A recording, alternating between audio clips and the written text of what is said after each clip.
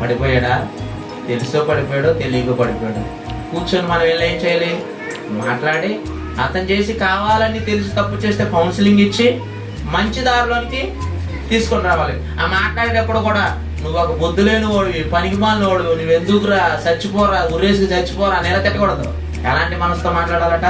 సాత్వికమైన మనసు. కావాలని తప్పు చేశాడు అనుకుందాం, బ్రదర్ అలా తప్పు చేసావు కదా, నువ్వు చనిపోతే ఆరని అగ్నిలోనికి వెళ్ళిపోతా, అక్కడి నుంచి ఎవరు తప్పిస్తారు నిన్ను?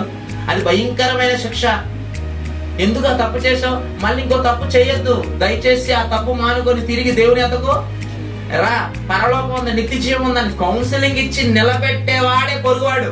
అలా కాకుండా అయిపోయిందా, చేసావా, నీ జీవితం కలర్ది అయిపోయింది, నువ్వు వేస్టేగా, సంఘంకి వచ్చిన నీ ఉపయోగం ఏమి లేదు, నీ మొహం అసలు ఎవరో చూడటానికి కూడా ఇష్టపడటం లేదు, నువ్వు పోతావేక అన్నవాడుకోండి, ఇక రాడు, అయినా రాదు. అప్పుడు ఒక ఆత్మ దేవునికి దూరం అయిపోతుంది.